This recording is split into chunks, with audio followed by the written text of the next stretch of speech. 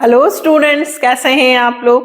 Class 12th में business studies में हम लोगों ने फाइनेंशियल मैनेजमेंट का फर्स्ट पार्ट कर लिया है ना, जिसमें हम लोगों ने इन्वेस्टमेंट डिसीजन, फाइनेंसिंग डिसीजन और डिविडेंड डिसीजन के बारे में पढ़ा था। यही बात मैंने आपको सिखाई थी कि कहाँ से पैसा लाएंगे, कैसे उसको अरेंज करेंगे, कहाँ उसको लगाएंगे और लगाने के बाद जो प्रॉफिट हुआ वो कैसे डिस्ट्रीब्यूट करेंगे। फाइनेंशियल मैनेजमेंट का एक छोटा पार्ट होता है फाइनेंशियल प्लानिंग, ठीक है, जो हम आज पढ़ने वाले हैं। फाइनेंशियल मैनेजमेंट में हम ओवरऑल फाइनेंस को देखते हैं, उसको लाना, यूज करना, डिस्ट्रीब्यूट करना। लेकिन फाइनेंशियल प्लानिंग में हम सिर्फ ये देखते हैं कि हमारे बिजनेस में जो एक्टिविटीज कैश से रिलेटेड है, हमें कितना एस्टिमेशन, हमें कितना पैसा जरूरत है, हमें कितने फंड्स की जरूरत है और वो फंड हम कहां से रेज करेंगे। That's it. Financial planning financial management का एक छोटा पार्ट होता है जो ये बताता है process of estimating the funds requirement.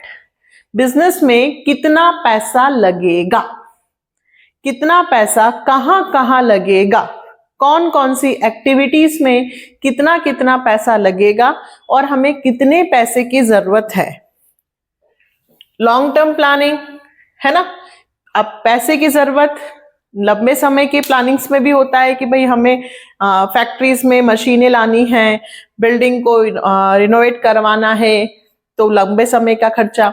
Short term के लिए भी चाहिए, छोटे मोटे सैलरी देना है और रिपेयरिंग का काम करवाना है, तो भाई पैसे की जरूरत हर जगह चाहिए, शॉर्ट टर्म प्लान्स के लिए भी और लॉन्ग टर्म्स के लिए। तो कितना पैसा कहाँ पे जरूरत है, इसको एस्टिमेट करना, अनुमान लगाना कहलाता है financial planning. Process of financial planning अब भाई कैसे की जाती है, तो सबसे पहले sales forecast begins with the sale forecast. सबसे पहले तो हम ये सोचते हैं कि हमें कितना माल बेचना है और कितना माल बेचने के लिए कितना गुड्स परचेज करना होगा और उसके लिए कितना पैसा चाहिएगा, सबसे पहले। Second, preparation of financial statement, requirement of funds for investment in fixed and working capital. पहले तो सेल्स के बारे में हमने फोरकास्टिंग की, फिर हमें ये देखना है कि भाई हमें फिक्स कैपिटल में कितना पैसा चाहिए और वर्किंग में कितना, मशीनें है ना, और हमें जो चीजें हमें मशीन फिक्स कैपिटल में आती है, हमें मशीनें लानी है, खरीदनी है या रेंट पे लेना है, प्लेस की जरूरत होगी, फैक्ट्री रेंट पे लेंगे, तो ये फिक्स्ड कैपिटल। और वर्किंग, स्टॉक, रॉ मटेरियल कहाँ से परचेस करेंगे, लेबर को पैसा कैसे देंगे, डे टू डे ऑपरेशन के लिए जो पैसा चाहिए वो वर्किंग कैपिटल। तो दोनों का एस्टिमेशन लगाएंगे। फिर ये भी देखेंगे कि हम प्रॉफिट कितना अर्न करेंगे और उस प्रॉफिट का कितना हिस्सा हम सेव करके रखेंगे। क्यों? क्योंकि जो पैसा हम लगाने वाले हैं उस पैसे को जहां से हम लेकर आएंगे, अगर हम डेप्ट लाएं तो हमें इंटरेस्ट भी तो देना होगा, तो भाई फंड रेज करने से पहले उसका पेमेंट करने का बंदोबस्त भी करना पड़ेगा, तो ये भी फाइनेंशियल प्लानिंग में आता है। फिर sources of external fund, how much to raise fund, equity and डेप्ट। यही बात वापस से मैंने अभी बताई कि भाई हमें पैसा कहां से लाना है, हम लोन लेंगे, डेप्ट लेंगे, डिबेंचर्स के थ्रू जाएंगे या इक्विटी। तो ये भी डिसीजन फाइनेंशियल प्लानिंग में लिया जाएगा कि कितना पैसा चाहिए और कितना पैसा कहां से लेंगे। अब पैसा कहां से लेंगे तो अभी ये सारे पॉइंट हम पढ़ने वाले हैं कि पैसा कहां से लाएंगे। ये डिसीजन लेने से पहले इतनी बातें हमें सोचनी है, आरओआई और ये सब चीजें मैं अभी बताने वाली हूँ। Preparation of cash budget, financial planning में छोटे छोटे जितने भी बिजनेस में काम होते हैं उन सब के लिए कैश बजट बनाया जाता है कि इस काम के लिए इतना पैसा चाहिए, इस काम के लिए इतना पैसा चाहिए, इस काम के लिए इतना पैसा चाहिए। देखिए क्यों बना रहे हैं हम एस्टिमेशन, छोटा सा एग्जांपल देती हूँ। मान लीजिए आपने अपने अपने मैनेजर से कहा कि भाई एक एस्टिमेशन लाकर दे दीजिए, आपको कितने पैसे की जरूरत है। उन सब ने एस्टिमेशन लगा के दिया और कहा कि 50 करोड़ की जरूरत है, ठीक है। और मान लीजिए आपने एस्टिमेशन नहीं लगाया और आपने 100 करोड़ रेज कर लिया। अब बिजनेस में तो सिर्फ 50 करोड़ की जरूरत थी और आप कितना लेकर बैठ गए, 100 करोड़। तो आपको 50 करोड़ का एक्स्ट्रा बर्डन पड़ेगा, आपको इंटरेस्ट देना पड़ेगा। जिस पैसे की अभी जरूरत ही नहीं है आपने उससे ज्यादा पैसा ले लिया। जितना मुझे जरूरत है मैं उतना ही पैसा उधार लूं ना, अगर ज्यादा पैसा उधार ले लूंगी तो इंटरेस्ट ज्यादा देना पड़ेगा। और इसका उल्टा, यदि मुझे 100 करोड़ की जरूरत है और मैंने 70 या 80 करोड़ ही उठाया तो 20 करोड़ फिर बिजनेस में दिक्कत आएगी। तो पैसा ना ज्यादा उठाना है ना कम, जितनी जरूरत है उतना ही लेना है। यही कहता है फाइनेंशियल प्लानिंग के objective, to ensure availability of fund whenever these are required। जितना पैसा जब जरूरत है उतना पैसा हमारे पास होना चाहिए, उससे ज्यादा नहीं। To see that firm does not raise resources unnecessary। जरूरत से ज्यादा हमें फंड को रेज नहीं करना है। रिस्क को, अगर हम जरूरत से ज्यादा फंड ले लेंगे तो हमें इंटरेस्ट देना होगा, हम और पैसा ज्यादा है तो वेस्टफुल एक्टिविटीज करेंगे हम। यदि मान लीजिए मुझे सिर्फ केवल शादी में 5 लाख की जरूरत थी और मैंने 15 लाख का लोन ले लिया, तो फिर मैं शादी में एक्स्ट्रा खर्चे करूंगी सही। अरे खूब पैसा है, डोंट वरी, 50,000 का लहंगा आ रहा है, 1 लाख का ले लिया, है ना। तो पैसा जितना है, जरूरत है उतना ही लो। ज्यादा लोगे तो अननेसेसरी एक्टिविटीज होंगी, पैसा वेस्ट होगा, और कम होगा तो भी दिक्कत आएगी। तो जितने पैसे की जरूरत है उतना एस्टिमेशन लगाओ, लॉन्ग टर्म में कितना चाहिए, शॉर्ट टर्म में कितना चाहिए, कैश बजट बनाओ, उस हिसाब से पैसे को कलेक्ट करो। फाइनेंशियल प्लानिंग, ठीक है। चले, इंपॉर्टेंस ऑफ फाइनेंशियल प्लानिंग। भाई ये एस्टिमेशन लगाने से क्या फायदा है? बहुत फायदा है भाई। बेटर यूटिलाइजेशन होगा, पैसे का सही इफिशिएंटली यूज होगा। Make the firm better prepare to face future. उसका पूरा एक ब्लूप्रिंट तैयार हो जाता है हमारा कि हमें कहाँ पे कितना पैसा लगेगा, और फ्यूचर में कभी भी पैसे की जरूरत होगी, whenever required, हमारे पास पैसा उपलब्ध होगा। क्यों? क्योंकि हमने पहले से सारी एक्टिविटीज का एस्टिमेशन लगाकर पैसा अरेंज किया है, तो कहीं पे भी प्रॉब्लम नहीं आएगी। तो पहले से यदि हम तैयारी कर लेंगे पैसे की, तो जितने भी एक्टिविटीज होंगी फ्यूचर में हमें पैसे की दिक्कत नहीं होगी। Helps in avoiding business shock and surprises. और ये पैसा नहीं है, खत्म हो गया, ये शॉक आपको मिलेगा ही नहीं। क्यों? क्योंकि आपने पहले से तैयारी कर ली है। अगर आप पहले से बिजनेस में पैसे की तैयारी करके, फंड रेस करके काम करेंगे तो आपको बिजनेस में कभी शॉक या सरप्राइजेस नहीं मिलेंगे। क्यों? क्योंकि हमने रिटेन्ड अर्निंग करके भी पैसा रखा है और कॉन्टीजेंसी रिजर्व बनाकर भी पैसा रखा है। Coordinate various function, production, sales, policy, procedure, जितने भी बिजनेस में जो जो काम होने वाले हैं उन सभी डिपार्टमेंट में कितना पैसा लगेगा, ये सब हमने पहले से ही कोऑर्डिनेट कर लिया है, तो कहीं पे भी प्रॉब्लम नहीं आएगी, सारे डिपार्टमेंट को पैसा उपलब्ध होगा। Proper utilization of finance, estimation लगाया है उस हिसाब से ही पैसा दिया जाएगा, यानी कि कैश का, फंड का बेटर यूटिलाइजेशन होगा। Link present with future, future को भी देखकर ही तो हमने एस्टिमेशन लगाया है कि फ्यूचर में कौन सी एक्टिविटीज में कितना पैसा लगेगा। कैश बजट बनाए हैं तो हमने फ्यूचर के साथ लिंक की है। Link between investment and financing decision, कितना पैसा कहां से लाएंगे, कैपिटल से कितना लेंगे, शेयर कैपिटल से, डेब्ट से कितना लेंगे, ये सारे हमने डिसीजन लेकर ही काम किया है। तो ये इन्वेस्टमेंट और फाइनेंसिंग डिसीजन के बीच का लिंक है फाइनेंशियल प्लानिंग। और make evaluation of actual performance easier. देखिए, एस्टिमेशन लगाना तो किस चीज का एस्टिमेशन लगाना? जो काम आप करने वाले हो उसका एक स्टैंडर्ड भी तो आपने तय कर लिया है कि इतने पैसे में इतना काम हो जाएगा। अब मान लीजिए आपने उतना पैसा दिया और उतना काम नहीं हुआ, तो एक्चुअल परफॉर्मेंस कम है, तो आप सामने वाले को बोल सकते हो ना कि इतने पैसे में तो इतना काम होना था, क्यों नहीं हुआ? तो फाइनेंशियल प्लानिंग से इवैल्यूएशन भी हो जाता है कि जितना पैसा खर्च किया है उसके अकॉर्डिंग काम हुआ है या नहीं। कितना इजी है, आप लोगों ने यूं ही इसको बना लिया कि बहुत टफ है। सीधी सी बात है भाई, पैसा मार्केट से ला रहे हो, उठा रहे हो, तो ये तो देखोगे नहीं कि कहाँ पे कितना पैसा लगने वाला है। जरूरत से ज्यादा पैसा नहीं उठाना है, और ये सारी प्लानिंग आपको फायदा देती है। ठीक है, चले अब आती है बात कैपिटल स्ट्रक्चर।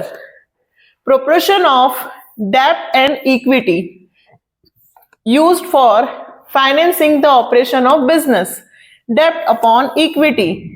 देखिए, कैपिटल स्ट्रक्चर दो चीजों से बनता है, एक ऑनर फंड और एक बोरोड फंड।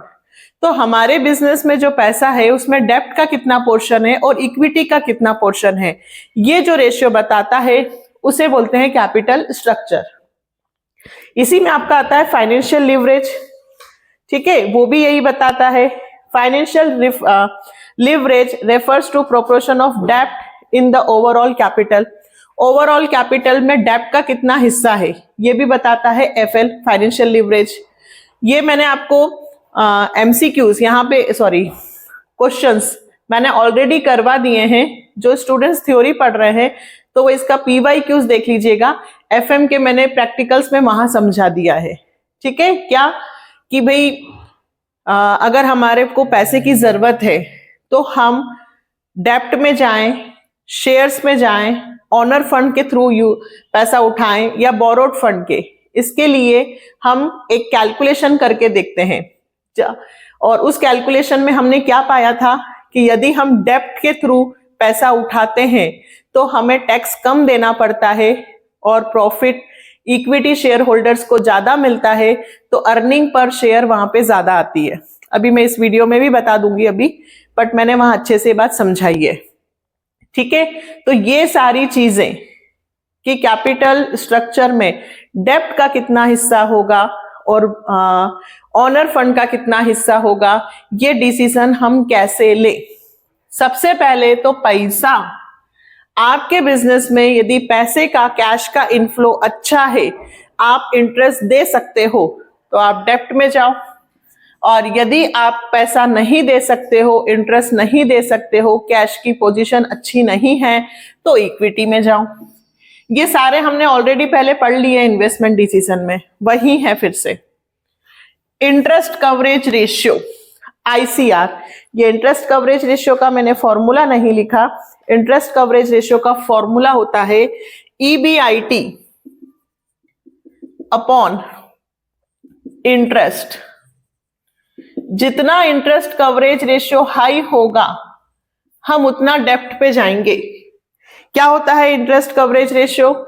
ये बताता है कि आप earning before interest and tax, आपका अर्निंग बिफोर इंटरेस्ट टैक्स ज्यादा होगा तो आप इजीली इंटरेस्ट दे सकते हो। देखिए, आप पैसा उधार लेने के लिए जा रहे हो तो ये तो सोचोगे ना कि आपकी क्षमता है, आपकी कैपेबिलिटी है, आप इंटरेस्ट दे सकते हो। अगर आप बैंक में लोन लेने जाते हो तो वो लोग आपका एक प्रोफाइल मांगते हैं, डॉक्यूमेंट्स मांगते हैं कि आप क्या काम करते हो, इनकम स्टेटमेंट मांगते हैं। क्यों मांगते हैं? इसलिए वो ये देखना चाहते हैं कि आप इंटरेस्ट पे कर सकते हो या नहीं। तो ऐसे ही फर्म में इंटरेस्ट कवरेज रेशियो हमें निकाल लेना चाहिए। हमारा अर्निंग कितना हो रहा है, हमें कितना इंटरेस्ट देना है। अगर ये रेशियो ज्यादा आता है, हाई आता है, दैट मीन्स हम इंटरेस्ट दे सकते हैं हर महीने, हर साल, तो हमें डेब्ट पे जाना चाहिए। और आईसीआर यदि कम आता है तो फिर हमें इंटरेस्ट नहीं, डेब्ट नहीं, इक्विटी में जाना है। वैसे ही होता है डेब्ट सर्विस कवरेज रेशियो, ये आईसीआर का बड़ा भाई है। इसमें हम ये देखते हैं कि earning before interest and tax इतना होना चाहिए कि हम इंटरेस्ट भी दे सकते हैं और 5 साल 10 साल बाद हमने जो पैसा उधार लिया है वो हम रीपे कर सकते हैं या नहीं। Interest plus principal amount, interest plus principal amount दोनों हम दे सकते हैं या नहीं। तो यदि हमारा डेब्ट सर्विस कवरेज रेशियो ज्यादा आएगा, दैट मीन्स हम में ताकत है, हम अपना डेब्ट और इंटरेस्ट दोनों पे कर सकते हैं, तो हम डेब्ट पे जाएंगे। और यदि हमारा डेब्ट सर्विस कवरेज रेशियो कम आएगा तो फिर हम डेब्ट पे नहीं बल्कि इक्विटी पे जाएंगे। रिटर्न ऑन इन्वेस्टमेंट आरओआई, देखो मैंने 1 लाख रुपए उधार लिया, कितने परसेंट पे? 8% पे। यानी मुझे 1 लाख का 8% सामने वाले को इंटरेस्ट देना है। ठीक, अब उस 1 लाख से मैंने कमाए 15%, मतलब 1 लाख रुपए मैंने जो उधार लिया, रेट ऑफ इंटरेस्ट वो था मेरा 8% और मैंने उससे आरओआई कमाया 15%। तो मेरा डेप्ट लेना ठीक है, क्यों?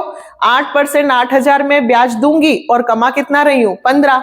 तो 15 कमाए, 15 में से 8 दे भी दूंगी तो 7,000 का मेरा प्रॉफिट। दैट मीन्स अगर आरओआई ज्यादा है, रेट ऑफ इन्वेस्टमेंट ज्यादा है, किससे? इंटरेस्ट से, तो हम डेप्ट ले सकते हैं। लेकिन इसका उल्टा, भाई मुझे इंटरेस्ट देना पड़ रहा है 10% और कमाई सिर्फ 6% हो रही है, ब्याज देना है 10% और कमा रही हूं सिर्फ 6%, तो कभी भी भूलकर डेप्ट पे नहीं जाना है। आरओआई ज्यादा होगा तो डेप्ट पे जाएंगे, आरओआई ज्यादा नहीं हुआ तो डेप्ट में नहीं जाएंगे। कॉस्ट ऑफ डेप्ट, यदि मुझे कम इंटरेस्ट पे, रेट ऑफ इंटरेस्ट पे डेप्ट मिल रहा है तो मैं डेप्ट में जाऊंगी। लेकिन यदि मुझे कम इंटरेस्ट पे, रेट पे डेप्ट नहीं मिल रहा है, डेप्ट की इंटरेस्ट रेट हाई है, अभी 15%, 18% ब्याज, तो फिर डेप्ट नहीं लेना, लोन नहीं लेना। ये तो स्वाभाविक सी बात है बेटा, जनरल बातें हैं कि इंटरेस्ट रेट ज्यादा है तो टैक्स नहीं, मतलब डेप्ट नहीं लेंगे, इंटरेस्ट रेट कम है तो डेप्ट ले लेंगे। फिर कॉस्ट ऑफ इक्विटी, देखिए अगर कंपनी डेप्ट पे ज्यादा बढ़ती है, ठीक है, अगर कंपनी डेप्ट पे ज्यादा बढ़ती है तो financial risk faced by the equity holder, ठीक है, अगर डेप्ट पे ज्यादा जाती है तो 2 कंडीशन हो सकती है। अगर डेप्ट पे ज्यादा जाएगी तो कंपनी को उधर इंटरेस्ट ज्यादा देना पड़ेगा, तो कंपनी का प्रॉफिट क्या हो जाएगा? कम। तो उसका इंपैक्ट किस पे पड़ेगा? शेयर होल्डर्स पे। तो शेयर होल्डर्स भी क्या चाहते हैं कि भाई हमारा भी ईपीएस कम नहीं हो, हमारी भी अर्निंग पर शेयर कम नहीं हो, तो हमें डेप्ट कितना लेना चाहिए ताकि ईपीएस भी हमारा बढ़े, है ना? हम डेप्ट लें लेकिन उतना लें जिससे हमारा इंटरेस्ट भी चला जाए और हमारी अर्निंग पर शेयर भी बढ़े। तो होता है, बिल्कुल मैंने आपको न्यूमेरिकल्स में करके बताया है, यदि हम डेप्ट लेते हैं तो ईपीएस बढ़ता है, ठीक है। फिर फ्लोटेशन कॉस्ट, शेयर है, डिबेंचर्स हैं, इनको इश्यूज करने में बहुत सारे अंडरराइटर कमीशंस, एजेंट को कमीशन, फॉर्मेलिटीज होती है, तो ये खर्चे बढ़ जाते हैं। तो इसकी जगह यदि हम लोन ले लें, एडवांसेस ले लें, तो वहां पे खर्चा कम होता है। तो यदि फ्लोटेशन कॉस्ट जरूरत से ज्यादा लग रही हो तो फिर हमें शेयर डिबेंचर पे ना जाते हुए लोन्स पे चला जाना चाहिए। रिस्क कंसिडरेशन, यदि बिजनेस में रिस्क कम है, पैसा इजीली आ रहा है, हमें फ्यूचर भी हमारा सिक्योर दिख रहा है कि हमारी अर्निंग बढ़ती जा रही है, ईबीआईटी बढ़ता जा रहा है, तो हम डेप्ट ले सकते हैं। लेकिन यदि आपको लगता है कि अभी रिस्क की कंडीशन है, आगे चलकर हमें नुकसान हो सकता है, तो फिर हमें डेप्ट पे नहीं जाना चाहिए, हमें शेयर्स पे जाना चाहिए। फ्लेक्सिबिलिटी, एक्सेस ऑफ डेप्ट में restrict the firm capacity to borrow. देखिए हम कितना लोन ले सकते हैं, एक कैपेसिटी होती है, तो हमें हमेशा, जैसे मान लीजिए अगर हमारी 100 करोड़ की लोन लेने की क्षमता है तो हमें पूरा 100 नहीं बल्कि 80-70 करोड़ ही लोन लेना चाहिए, 30 करोड़ की कैपेसिटी रखनी चाहिए। क्यों? क्योंकि फ्यूचर में यदि अचानक जरूरत हुई तो हम पैसा ले सकते हैं, बट पहले से ही हमने इतना लोन ले लिया है तो आगे हमें लोन नहीं मिलेगा कि अरे इन्होंने तो अपनी एसेट से ज्यादा लोन ले लिया है। तो हमें लोन की भी कैपेसिटी को ध्यान में रखकर डेप्ट लेना चाहिए। फिर कंट्रोल, ये तो हम सब पहले भी ऑलरेडी पढ़ चुके हैं सारे पॉइंट। यदि हम चाहते हैं कि हमारी फर्म में सिर्फ हमारा ही कंट्रोल हो तो हमें इक्विटी स्प्लिट नहीं करनी चाहिए, हमें डेप्ट पे जाना चाहिए। क्योंकि अगर हमने शेयर्स इशू करे तो वो शेयर होल्डर बन जाएंगे, उनको ऑनरशिप मिल जाएगी, उनका कंट्रोल भी होगा। और यदि आप चाहते हो कि उनका कंट्रोल नहीं हो तो आप डेप्ट पे जाओ। रेगुलेटरी फ्रेमवर्क, ये भी मैंने पहले बताया था कि सेबी की भी गाइडलाइन होती है कि आप इतना डेप्ट लीजिए, है ना, इतना शेयर्स इशू कीजिए, तो उसको भी ध्यान में रखकर हमें ऑनर फंड और बोरोड फंड में जाना चाहिए। स्टॉक मार्केट कंडीशन, यदि बूम पीरियड होगा, अच्छी मार्केट की कंडीशंस होंगी तो आपको इजीली, ठीक है, क्या मिल जाएगा?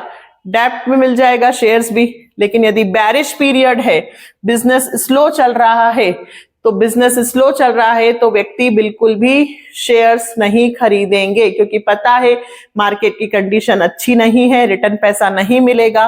तो उस कंडीशन में पीपल क्या देंगे? Borrowed fund. तो हमें डिबेंचर ही इश्यू करने होंगे। कैपिटल मार्केट कंडीशन भी वही है। यदि हमें लगता है कि हमें इजीली जब चाहे तब पैसा मिल सकता है तो हमें जरूरत से ज्यादा डेप्ट लेने की जरूरत नहीं है। क्यों? क्योंकि हमें पता है कि हम जब चाहे तब हम पैसा उठा सकते हैं। लेकिन यदि हमको लगता है कि फ्यूचर में कंडीशंस खराब हैं, पैसा मिलने में दिक्कत होगी, तो फिर हम लोग क्या करेंगे? डेप्ट भी रखेंगे और शेयर्स भी थोड़ा इश्यू करके रखेंगे। तो कैपिटल स्ट्रक्चर, टैक्स रेट, वही बात वापस से, यदि टैक्स रेट ज्यादा होगा, ठीक है, तो उस कंडीशन में हम शेयर्स पे पैसा, टैक्स रेट यदि ज्यादा हुआ तो फिर हम डेप्ट पे जाएंगे। क्यों? क्योंकि डेप्ट पे जाने से इंटरेस्ट चला जाएगा तो टैक्स कम देना पड़ेगा। इसी का उल्टा शेयर होल्डर्स, यदि शेयर होल्डर्स के पास डिविडेंड जाता है और डिविडेंड पे उन्हें टैक्स ज्यादा देना होता है, तो शेयर होल्डर्स क्या चाहते हैं कि भाई इस कंडीशन में आप कंपनी क्या ले? डेप्ट। क्यों? क्योंकि यदि हमें प्रॉफिट ज्यादा मिलेगा तो हमें डिविडेंड ज्यादा, टैक्स ज्यादा देना होगा।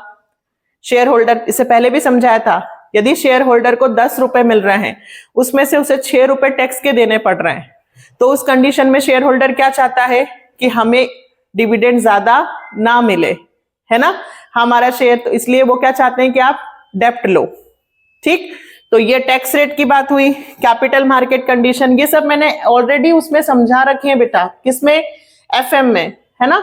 तो वही सारे पॉइंट है, सिर्फ ये ध्यान रखना, इंटरेस्ट कवरेज, डेप्ट सर्विस और ये आरओआई, बाकी सारे पॉइंट्स हमने वहां समझ रखे हैं ऑलरेडी। ठीक है, चलिए, तो अब लास्ट टॉपिक बचता है हमारा कैपिटल। देखो, जैसे कि इन्वेस्टमेंट डिसीजन में हमने देखा था कि हमें कितना पैसा लॉन्ग टर्म की एसेट्स पे लगाना है और कितना पैसा हमें शॉर्ट टर्म की एसेट्स या वर्किंग कैपिटल पे लगाना है ना। तो यहां पर हम डिटेल में पढ़ने वाले हैं कि फिक्स कैपिटल क्या होती है और वर्किंग कैपिटल क्या होती है।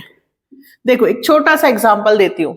यदि आपको शॉप कपड़े की लगानी है, तो शॉप को पहले आपको जमीन या कहीं पर भी प्लेस की जरूरत होगी, है ना, या शॉप आप खरीदोगे तो आप एक मोटा अमाउंट फिक्स करके रख दोगे। शॉप वो बार बार तो नहीं खरीदना है।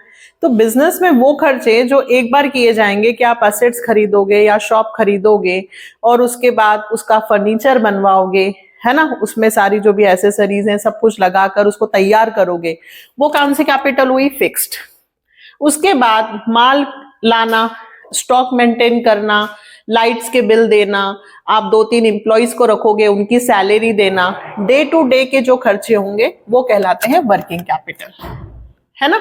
तो बिजनेस में दो तरह से पैसा इन्वेस्ट होता है, एक लॉन्ग टर्म कैपिटल जिसको हम कैपिटल बजटिंग भी बोलते हैं, ठीक है, allocation of firm's capital to long term assets और प्रोजेक्ट, लंबे समय के, भाई मशीनें खरीदना है, फैक्ट्री में जगह चाहिए, बिल्डिंग बनवानी है, मशीन्स खरीदनी है, लैंड, प्लांट, मशीनरी, इनमें जो पैसा इन्वेस्ट किया जाता है वो कहलाती है फिक्स कैपिटल। और करंट एसेट्स में जो पैसा इन्वेस्टमेंट किया जाता है, ठीक है, रॉ मटेरियल को लाना और एम्प्लॉइज को सैलरी देना, उधार माल बेचेंगे, डेटर्स हैं, तो ये सारी जो चीजें होंगी जो रोज के खर्चे हैं, उनके लिए हमें कौन से कैपिटल चाहिए? Working capital. तो ये कैसे डिसाइड होता है कि कौन सी कैपिटल ज्यादा लगेगी या कौन सी कैपिटल कम, है ना, फिक्स कैपिटल ज्यादा लगेगी या वर्किंग कैपिटल? तो सबसे पहले वो कौन से फैक्टर्स हैं जो ये अफेक्ट करते हैं? तो फर्स्ट है नेचर ऑफ बिजनेस। यदि आपका बिजनेस मैन्युफैक्चरिंग से रिलेटेड है, आप चीजों को बनाते हो, तो आपको हैवी मशीन्स की जरूरत है, प्लांट्स की जरूरत है, बिल्डिंग, फैक्ट्री की जरूरत है, तो वहां पे कैपिटल कौन सी ज्यादा लगेगी? Fix capital. यदि आपका नेचर ऑफ बिजनेस ट्रेडिंग का है, आप सिर्फ माल खरीद कर बेचते हो, बनाने का काम नहीं है, तो आपको वहां पे ज्यादा मशीन्स की जरूरत नहीं है, तो वहां पे कौन सी कैपिटल ज्यादा लगेगी? Working capital. मैं दोनों आपको एक साथ बता रही हूं जिससे आपको और अच्छे से समझ में आए। अगर मैन्युफैक्चरिंग कंपनी है तो ज्यादा प्लांट, मशीन, तो फिक्स कैपिटल ज्यादा लगेगी। अगर ट्रेडिंग कंपनी है, रिटेल शॉप है, सिर्फ माल खरीद कर बेचती है, तो उन्हें सिर्फ केवल लेबर और उनकी जरूरत है, तो वहां वर्किंग कैपिटल ज्यादा लगेगी, फिक्स कैपिटल नहीं। फिर स्केल ऑफ ऑपरेशन, यदि आप लार्ज स्केल पे, बड़े स्केल पर प्रोडक्शन करना चाहते हो तो आपको ज्यादा किसकी जरूरत होगी, प्लांट मशीनरी की, ठीक है, तो आपको वहां पे फिक्स कैपिटल ज्यादा लगेगी। और आपका प्रोडक्शन कम है, आप स्मॉल स्केल पे यदि कर रहे हो तो फिक्स कैपिटल कम होगी। इधर की बात करें, यदि हम लार्ज स्केल की बात करें, हमको बहुत इन्वेंट्री मेंटेन करनी है, तो बहुत इन्वेंट्री यदि मेंटेन करनी है क्योंकि हमारे कस्टमर्स बहुत हैं, तो फिर हमें क्या करना होगा, वर्किंग कैपिटल ज्यादा लगेगी। यदि हमारा छोटा मोटा बिजनेस है, कस्टमर्स कम हैं, तो वर्किंग कैपिटल कम लगेगी। फिर टेक्निक्स ऑफ प्रोडक्शन, यदि हम कैपिटल इंटेंसिव टेक्निक यूज करते हैं, हेवी प्लांट मशीनरी यूज करते हैं, तो हमें पैसा ज्यादा लगेगा, यानी फिक्स कैपिटल ज्यादा। और यदि हम लेबर इंटेंसिव टेक्निक का यूज करते हैं तो फिक्स कैपिटल कम लगेगी और वर्किंग कैपिटल ज्यादा लगेगी। कौन सी टेक्निक, अगर हम फिक्स कैपिटल पे जाते हैं, अगर हम मशीनों के थ्रू काम करवाते हैं तो हमें मशीनें ज्यादा लगेंगी, है ना, तो फिक्स कैपिटल ज्यादा लगेगी। अब यदि हम मशीनों से काम नहीं लेते हैं बल्कि लेबर से ज्यादा काम लेते हैं, हम लेबर इंटेंसिव टेक्निक का यूज करते हैं, तो वहां वर्किंग कैपिटल ज्यादा लगेगी। टेक्नोलॉजी अपग्रेडेशन, यदि हम बहुत जल्दी जल्दी टेक्नोलॉजी को चेंज करते हैं, नई मशीन मार्केट में आ गई उसको खरीद के ला रहे हैं, है ना, तो फिर ऐसे में हमें ज्यादा पैसे की जरूरत होगी।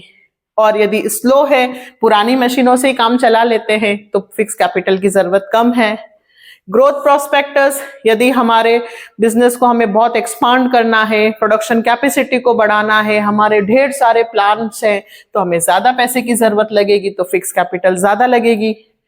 डाइवर्सिफिकेशन, जैसे कि घर की भी मैं बात करूं, एक मम्मी है, मतलब हमारी मम्मी है, वो पुरानी चीजों से ही काम चला लेती है, 10 15 20 साल हो गए मशीन चेंज नहीं की है, तो पैसा कम। लेकिन मम्मी है पसंद, हर महीने 2-4 साल नहीं होते नई चीजें लाना है, तो भाई कंपनी में भी यही है कि जैसे ही वो अपनी एक्टिविटीज को ज्यादा से ज्यादा डाइवर्सिफिकेशन करना चाहते हैं, 4 प्रोडक्ट की जगह 10 प्रोडक्ट रखना चाहते हैं, वेराइटीज लाना चाहते हैं, तो ऐसे में उनको कैपिटल ज्यादा लगेगी।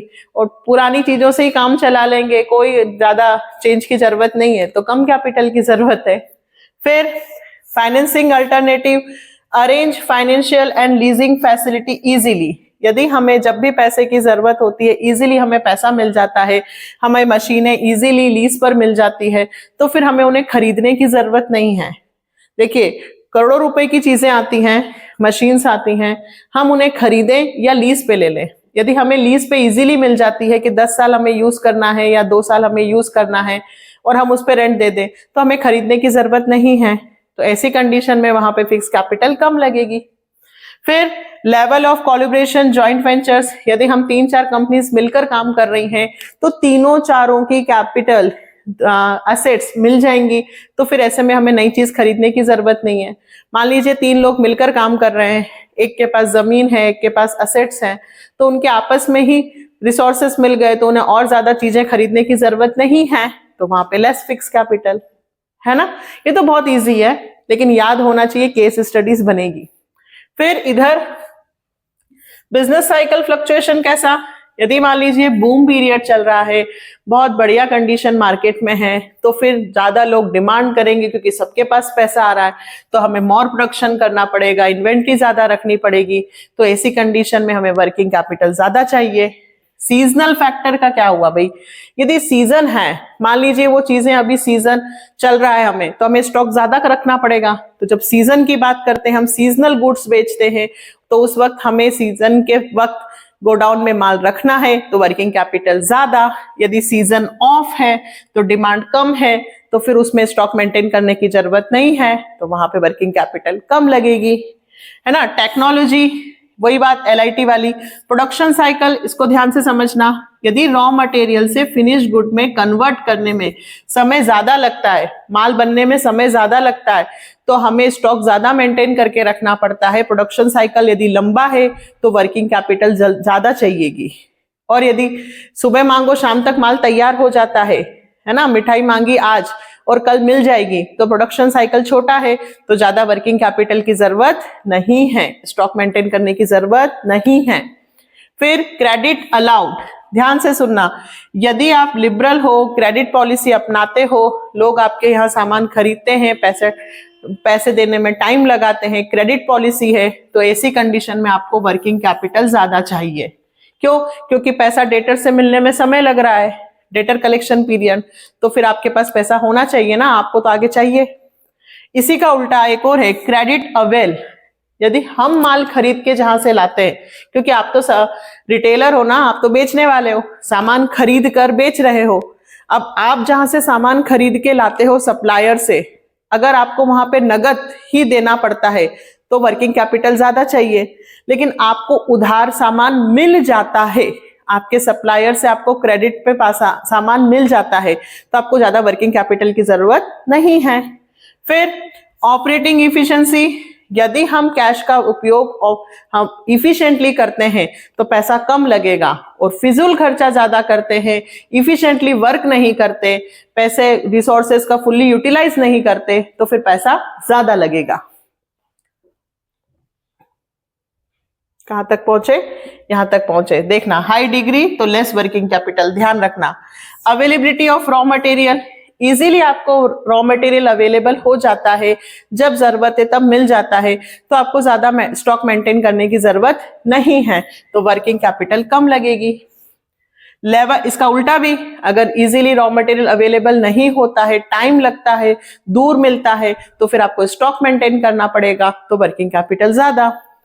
Level of competition, market is competitive, market में बहुत सारे कॉम्पिटिटर है, वो भी उधार में माल बेच देता है और हम नगद बेच रहे हैं, तो हमको भी उधार में माल बेचना पड़ेगा, क्योंकि कस्टमर्स बोलते हैं कि 10 तारीख को पेमेंट करेंगे, तो हमें क्रेडिट फैसिलिटी देनी होगी, कंपटीशन ज्यादा है, तो वर्किंग कैपिटल ज्यादा लगेगी।